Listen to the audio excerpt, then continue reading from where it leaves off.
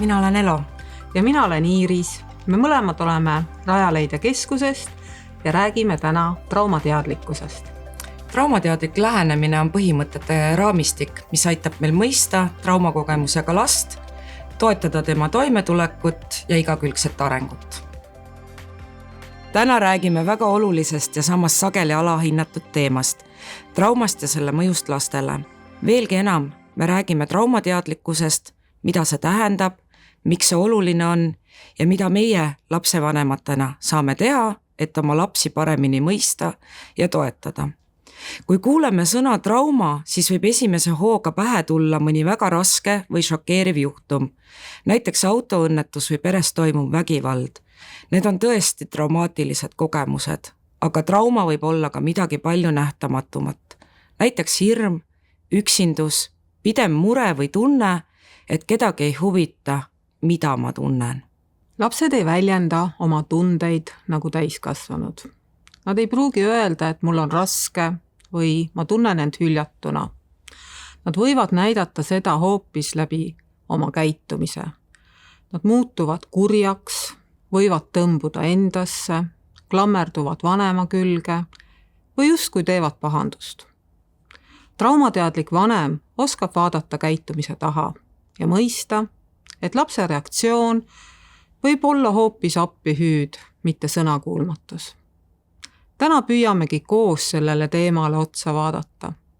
Kuidas trauma mõjutab last, kuidas seda ära tunda ja kuidas meie vanematena saame luua keskkonna, mis aitab lapsel end taas turvaliselt tunda.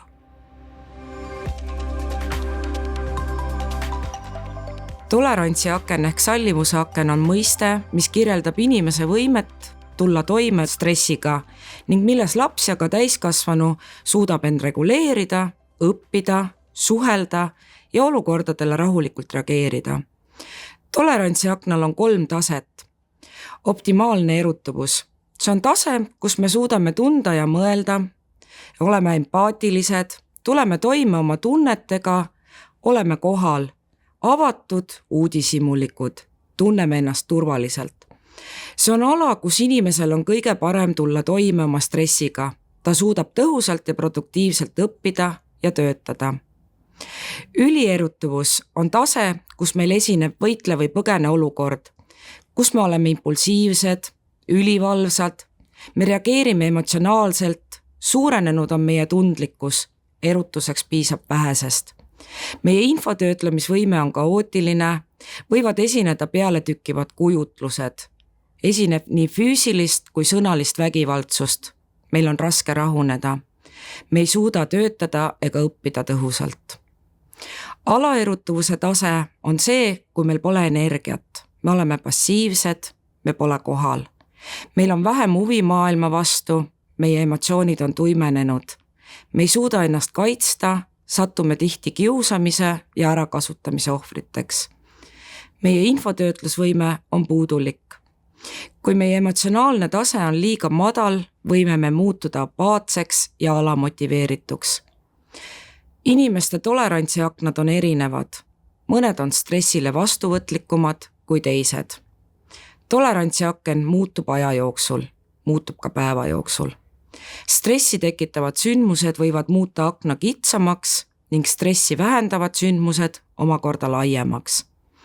Täiskasvanud saavad aidata lastel akent laiana hoida, pakkudes neile kindlat päevarežiimi, mitmekülgset toitumist, tegevusi, mis neid huvitavad, näiteks sobivad hobid, koostegevused.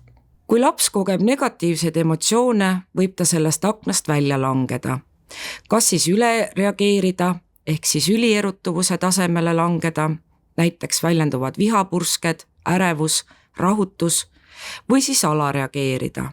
Näiteks on eemaldunud, apaatne, justkui eemal olev. Need lapsed ei sega oma käitumisega ja ei paista silma. Kui me seda mõistame, siis näeme lapse käitumist uue nurga alt. Mitte kui probleemset, vaid märki sellest, et laps on oma talumusvõime piiridest väljas. Ta on aknast väljas. Kuidas trauma lapse arengut mõjutab? Selleks on hea teada, et trauma ei ole ainult see, mis juhtub, vaid ka see, kuidas laps seda kogemust tajub. Trauma on emotsionaalne või psühholoogiline reaktsioon äärmuslikule või traagilisele sündmusele või kogemusele, mis ületab tavapärast stressitaluvuse piiri. Traumal võib olla sügav mõju inimese vaimsele, emotsionaalsele ja füüsilisele heaolule, mis mõjutab meie tunnetusi, mõtteid, käitumist ja suhteid teistega. 2 last võivad elada läbi sarnase olukorra, aga mõju võib olla väga erinev, sõltuvalt sellest, kui turvaliselt nad end tunnevad ja millist tuge nad saavad. Igaüks meist reageerib traumaatilisele kogemusele erinevalt ning reaktsioonid traumaatilistele sündmustele võivad aja jooksul muutuda. Näiteks laps, kes on saanud koeralt hammustada, võib edaspidi jääda koeri kartma või vastupidi, see sündmus ei ole jätnud lapsele traumaatilist kogemust ning ta ei karda koeri. Kokkuvõtvalt võib öelda, et trauma on, kui koged midagi liiga palju, liiga kiiresti ja liiga vara. Mis juhtub lapse ajus ja kehas trauma korral? Kui laps kogeb hirmu, valu või stressi, aktiveerub tema keha ellujäämissüsteem, võitle või põgene reaktsioon. Keha valmistub kaitseks, süda lööb kiiremini, lihased pingestuvad, aju keskendub ohutajumisele. Kui sellised olukorrad korduvad või kestavad pikalt, jääb lapse keha justkui häireseisundisse. Tema aju õppimise ja eneseregulatsiooni eest vastutavad osad, näiteks otsmikusagar, saavad vähem aktiivsust, sest aju keskendub ellujäämisele, mitte õppimisele.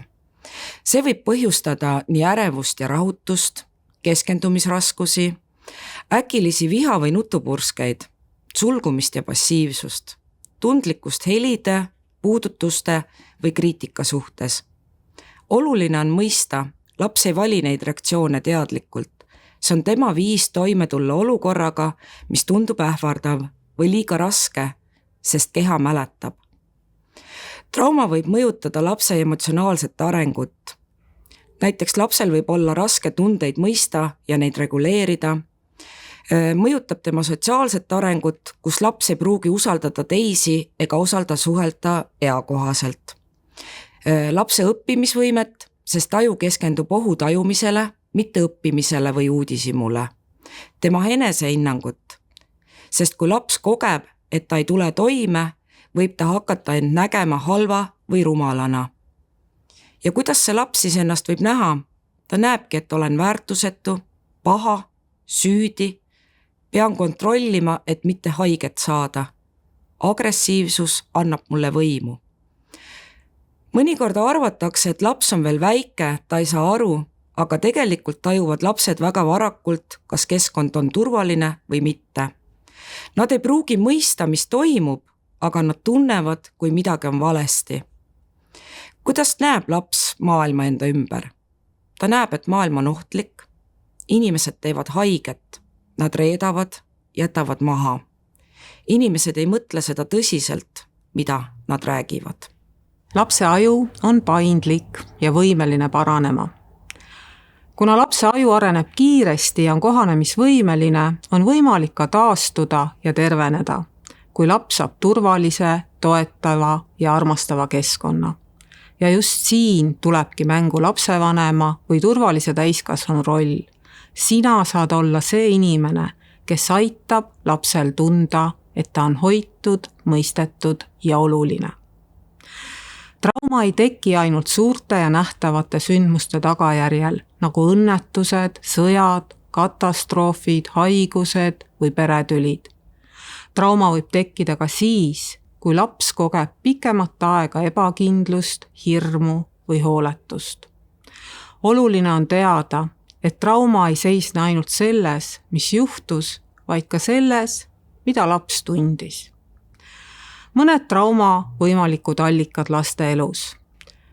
Füüsilised või emotsionaalsed vapustused, nagu vanemate lahutus või sagedased tülid, alkoholism peres, perevägivald, kas otse lapse vastu suunatud või laps näeb vägivaldset suhet pealt. Lapse enda haigestumine, haiglaravi, aga samuti ka lähedaste haigused, õnnetused, looduskatastroofid, sõda. Hooletus ja turvatunde puudumine. Kui lapse vajadustele ei vastata, olgu selleks õige toit, päevarežiim, vajalik lohutust, kui lapse emotsioone ignoreeritakse või naeruvääristatakse, näiteks, mis sa nutad, see pole ju hullu, ära tee sellest numbrit. Kui laps kogeb mahajäetuse tunnet, kui vanemad on emotsionaalselt kättesaamatud, nad on liiga hõivatud, nad on iseendaga hädas või stressis, kui last karistatakse vaikimise või tõrjumisega, koolikiusamine või tõrjutus. Lapsed kogevad koolis või lasteaias olukordi, kus nad tunnevad end alandatuna või naeruvääristatuna.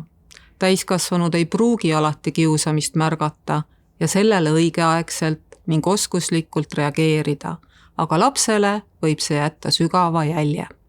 Üks väga valus ja tõsine traumaallikas on sõda ja selle tagajärjel põgenikuks olemine.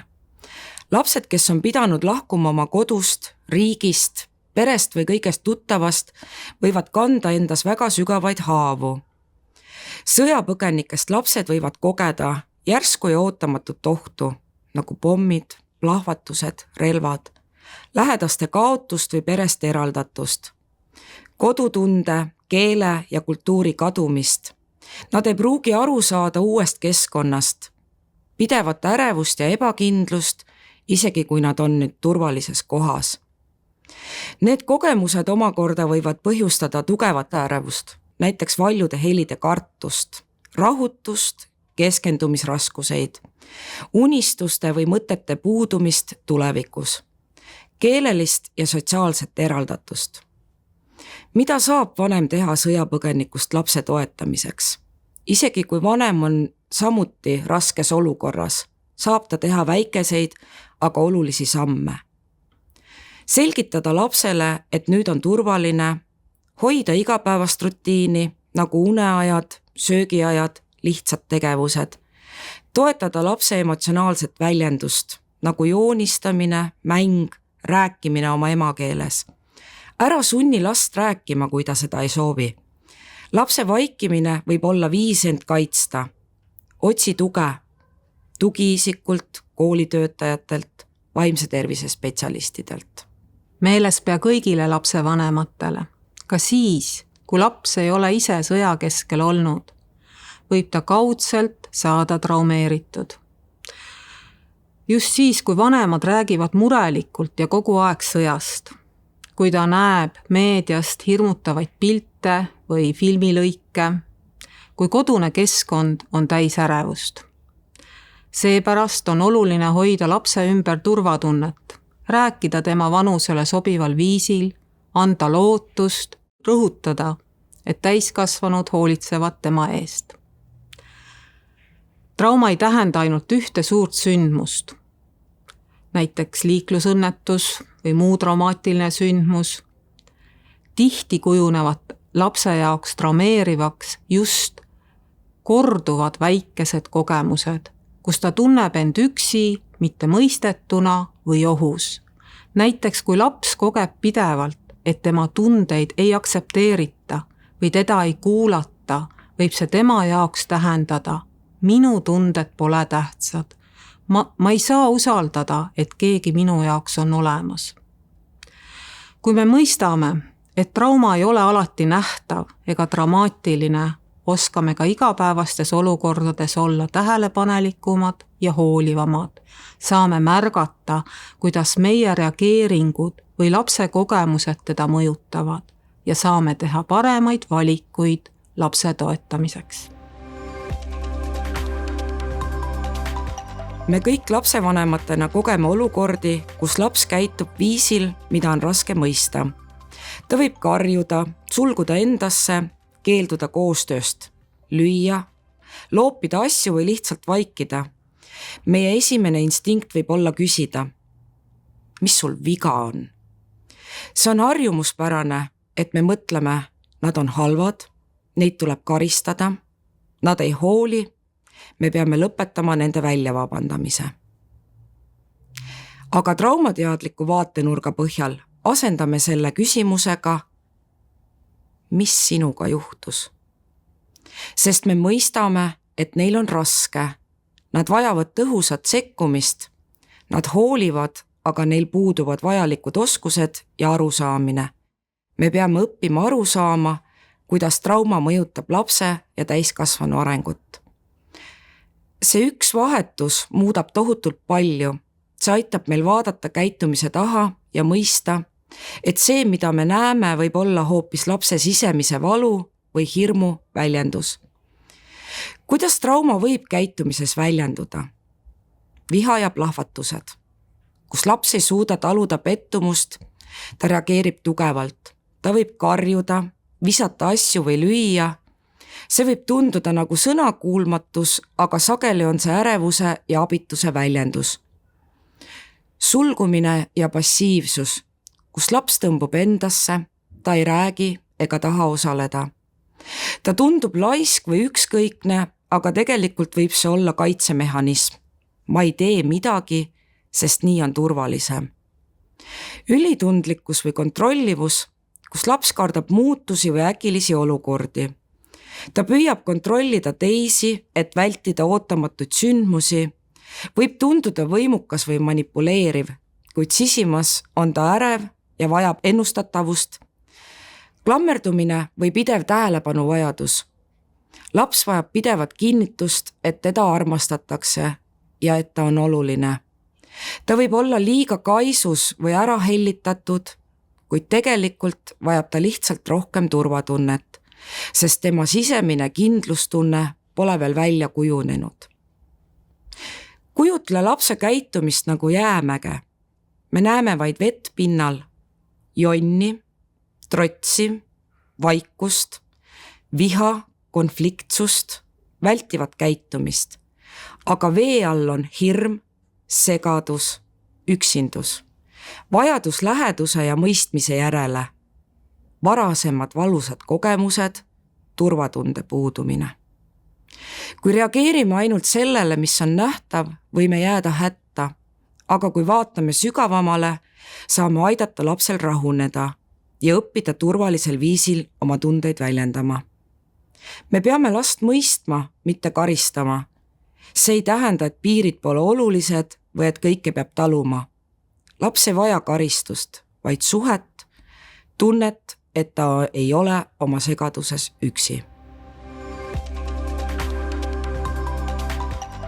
Traumateadlikuks lapsevanemaks olemine ei tähenda, et sa pead olema täiuslik. See tähendab, et sa püüad märgata, mõista ja reageerida oma lapsele viisil, mis toetab tema turvatunnet ja taastumist. Mõistmine vähendab ka sinu stressireaktsiooni. Järgnevalt anname mõned praktilised soovitused, mida saad oma igapäevaelus kasutada. Loo oma lapsele turvaline ja etteennustatav keskkond. Lapsed, eriti traumakogemusega, vajavad etteaimatavust, et nad teaksid, mida oodata. Rutiinid ja selged reeglid aitavad neil tunda, et maailm on kontrollitav. Kui midagi muutub, näiteks lapse vanaema ei tule külla, nagu ta lubas, siis selgita rahulikult, mis toimub, miks ta ei saanud tulla ja millal ta tuleb. Ütle, et sa tead, et sa ootasid vanaema. Ka minul on kurb, et ta ei saanud tulla, aga ta tuleb järgmisel nädalal. Peegelda lapse tundeid. Tunne on tunne, seda ei saa valeks teha. Laps vajab, et keegi näeks ja mõistaks tema sisemaailma. Ütle, kui sa näed, et ta on pettunud. Sa oled pettunud, et ei saanud mängida. Või sa tundud praegu vihane, ma olen siin, sa ei ole üksi. Kui laps tunneb end halvasti, ära alusta kohe lahenduste pakkumistega. Tunded muutuvad talutavamaks, kui keegi neid tunnistab. Reguleeri ennast, enne kui juhid last.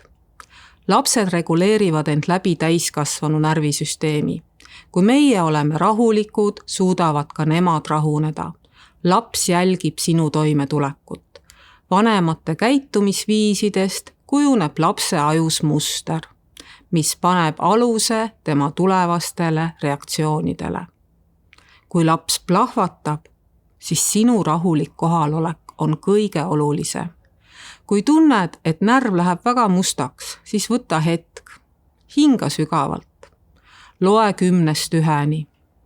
Kui võimalik, mine hetkeks ruumist välja. Oluline on see, et laps jääks turvaliselt. Väga tähtis on, et iga täiskasvanu leiab endale sobiva rahunemisvõtte. Sea piire, aga tee seda rahulikult ja kindlalt. Trauma ei tähenda, et reegleid ei ole. Lapsed vajavad piire, sest need loovad turvatunde. Oluline on, kuidas me piire seame, mitte karjudes ega häbistades, vaid rahulikult, kindlalt ja armastavalt. Edasta oma nõudmised, soovid, vajadused mina sõnumina. Ma ei luba lüüa. Kui oled vihane, siis räägime või võtame hetke rahunemiseks. Ma näen, et sa ei taha hambaid pesta. Samas on see osa meie õhtusest rutiinist. Ma aitan sind. Paku lapsele valikuvõimalusi ja osalust. Lapsed tunnevad end turvalisemalt, kui nad saavad väikestes asjades kaasa rääkida. See aitab vältida võimuvõitlust ja vähendab ärevust. Näiteks, kas sa tahad pesta hambaid enne või pärast muinasjutu kuulamist? Või kumb müts sulle täna sobib, kas sinine või roheline? Märka, kui laps vajab professionaalset abi. Kui lapsel esineb tugevaid reaktsioone, mis ei möödu ajaga, näiteks uneprobleemid, ärevus, käitumisraskused, tasub pöörduda lasteaia või kooli õpetajate tugispetsialistide poole, perearsti, vaimse tervise õe poole, koolipsühholoogi või perenõustaja poole, rajaleidja spetsialistide poole, lastepsühholoogi või lastepsühhiaatri poole. See ei tähenda, et vanem on läbi kukkunud. Vastupidi, see näitab, et vanem hoolib ja otsib tuge. Väikesed sammud loevad. Sa ei pea tegema kõike korraga. Kui see kõik tundub palju, siis alusta ühest asjast. Märka lapse tunnet ja ütle see välja. Emotsionaalse sõnavara arendamine aitab lastel märgata oma tundeid ning tundele nime andes väheneb ärevuse tase. Hinga enne reageerimist, jaga rohkem kallistusi. Lapsed ei vaja täiuslikkust, nad vajavad turvalist inimest ja sina saad selleks olla, isegi siis, kui teed vahel vigu. Oluline on taastada kontakt ja minna edasi. Meie eksisteerimise 3 baasilist eeldust on: esiteks, maailm on turvaline, teiseks, elul on mõte, kolmandaks, mina olen väärtuslik. Need võivad trauma järel puruneda ning see võrdub abitusega. Lapsed on sageli elanud läbi häirivaid sündmusi, mis võivad põhjustada stressi ja traumat. See võib mõjutada nende suhtlemist nii täiskasvanute kui eakaaslastega ning segada nende igapäevaeluga toimetulekut ja õppimisvõimet. 5 turvatunde taastamiseks on usalduslik ja toetav suhe, eriti lapse ja vanema vahel. Miks on suhe lapsega kõige olulisem? Lapse aju ja närvisüsteem arenevad läbi suhete. Kui laps kogeb, et teda nähakse ja aktsepteeritakse, siis ta tunneb end väärtuslikuna, õpib ennast paremini reguleerima, julgeb rääkida, küsida abi, proovida uuesti. Suhe ei paranda kõike korraga, aga see loob pinnase, kus tervenemine saab toimuda. Turvaline suhe tähendab 3 asja. Esiteks, sa oled kohal, nii füüsiliselt kui emotsionaalselt. Laps tunneb, et ta on oluline isegi siis, kui ta pole tubli. Teiseks, sa reageerid rahulikult ja järjekindlalt. Laps ei pea kartma, kuidas sa reageerid tema eksimustele või tunnetele. 3. sa võtad vastutuse, kui midagi läheb valesti. Kui sa ka tõstad häält või kaotad kannatuse, siis hiljem ütled, mul oli raske hetk ja ma karjusin. See ei olnud sinu süü. Ma palun vabandust. See on õppimine läbi suhte. Mida tähendab lapsele turvaline vanem? See on vanem, kes ei kao ära, kui last on liiga palju, kui laps ei tule toime enda emotsioonidega või käitub mittesobivalt. See on vanem, kes ei muutu hirmutavaks, kui laps eksib, ei ähvarda, ei karista. See on vanem, kes näeb ka keerulise käitumise taga head last, kes vajab tuge. Vanem mõistab lapse olukorda ja keskendub küsimusele, mis sinuga juhtus. Lihtsad ja igapäevased hetked tugevdavad suhet. Näiteks õhtune kallistus enne und, silmside, kui laps midagi jagab, rahulik kuulamine, kuuldu peegeldamine, koos mängimine, koos tegevused, tänamine või kiitus, positiivsete asjade märkamine, nende esile tõstmine. Täna rääkisime sellest, miks traumateadlikkus on oluline, mitte ainult laste jaoks, vaid ka meie, lapsevanemate ja täiskasvanute jaoks. Trauma võib olla nähtamatu, aga selle mõju võib olla väga sügav. Oluline on see, et meie suhtel lapsega on toetav ja taastav jõud. Peamised mõtted, mida kaasa võtta. Lapse käitumise taga on alati põhjus. Küsi, mis sinuga juhtus, mitte mis sul viga on. Lapsed vajavad turvalisust ja järjekindlust, rutiinid, rahulikud piirid ja etteaimatav keskkond loovad kindlust. Tunded ei ole valed. Iga tunne on lubatud, ka viha, pettumus ja hirm. Täiskasvanu ülesanne pole neid tundeid ära võtta, vaid aidata lapsel neid mõista ja taluda. Õpeta lapsele tundesõnavara. Vanema enda rahu on nakkav. Kui mina täiskasvanuna suudan end reguleerida, siis laps saab selle kaudu õppida. Sa ei pea olema täiuslik. Piisavalt hea vanem on keegi, kes eksib ja seejärel kontakti taastab. Julgustuseks sulle, lapsevanem. Iga kord, kui sa võtad hetke, et kuulata. Iga kord, kui sa valid ärritumise ja hääle tõstmise asemel hingamise. Iga kord, kui sa kallistad last, kuigi ise oled väsinud, taastad sa lapse turvatunnet. Laps ei vaja täiuslikkust, ta vajab turvalist inimest ja sina saad olla see inimene. Kui laps tunneb ennast armastatuna ja turvaliselt, siis areneb tema aju, et õppida, teha koostööd, uurida ja suhelda.